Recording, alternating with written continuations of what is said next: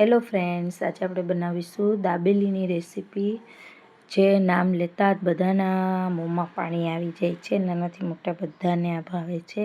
તો તેના માટે મેં અહીંયા 400 ગ્રામ બટાકા વજનમાં છે. તેને મેં કુકરનું ઢાંકણ બંધ કરીને 3 મીડિયમ ગેસ ઉપર 3 વિસલ વગાડી લીધી છે. અને ત્યાર પછી આવા બટાકા બફાય ત્યાં સુધી હું એક ચટણી રેડી કરી લઈશ.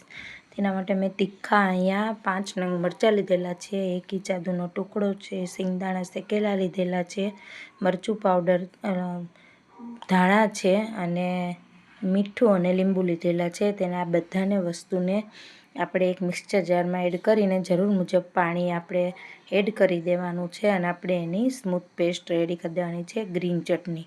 ત્યાર પછી મેં બટાકા બફાઈ ગયા છે એટલે એને મેં મેશ કરી લીધેલા છે અને એક કડાઈમાં મેં આ રીતે દાબેલીનો રેડી મસાલો લીધેલો છે. 100 ગ્રામનું પેકેટ છે તેને મેં એડ કરી દીધું છે. તેલ ગરમ થાય એટલે આપણે તેલમાં આ પેકેટ એડ કરવાનું છે. ત્યાર પછી એમાં આપણે પાણી નાખવાનું છે 4 ટેબલ સ્પૂન જેટલું અને આને ઉકળવા દેવાનું છે થોડીવાર, એટલે જે અંદર દાબેલીનો મસાલો એકદમ સરસ મેલ્ટ થઈ જશે. અને ત્યાર પછી આપણે જે બાફેલા બટેકા આ રીતે મેશ કરેલા છે તેને એડ કરવાના છે, જેથી દાબેલીનો મસાલો આપણો જે છે તે એકદમ રસદાર થશે, કોરો કોરો નહીં થાય. અને દાબેલીનો મસાલો આ રીતે આપણે રેડી કરી લેવાનો છે. એમાં આપણે ધાણા એડ કરી દેવાના છે. ત્યાર પછી મેં અહીંયા દાડમના દાણા, સિંગ રેડી લીધેલી છે, મસાલા સિંગ, અને જે સેવ છે તે લીધેલી છે, ગ્રીન ચટણી ઘરે બનાવેલી છે અને મેં કેચઅપ સોસ લીધેલો છે. તો સૌપ્રથમ મેં અહીંયા 3 બ્રેડ લીધેલી છે. મોટા પાઉં હોય એ રીતે આપણે દાબેલીના લેવાના છે અને આ રીતે વચ્ચે કાપો પાડીને આપણે બટરમાં એને પહેલાં અંદર શેકી લેવાના છે.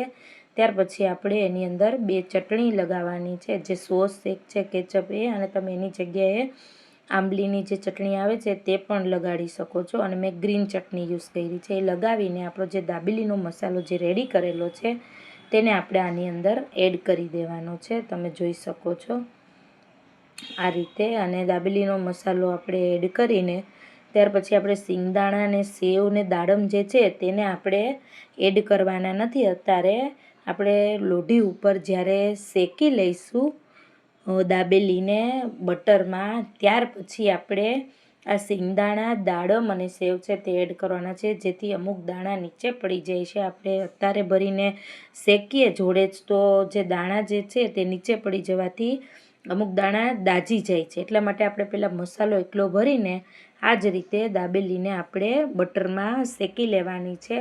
અને આપણી સરસ દાબેલી શેકાઈ જાય આમાં આ રીતે બટરમાં, ત્યાર પછી આપણે એની અંદર સિંગદાણા, દાડમ અને સેવ અને ધાણા આપણે એડ કરવાના છે. તમે જોઈ શકો છો કે મીડિયમ ગેસ ઉપર આપણે આ દાજી ના જાય તે રીતે આપણે બટરમાં આ રીતે આપણે બધી દાબેલીને આપણે સરસ કૂક કરી લેવાની છે.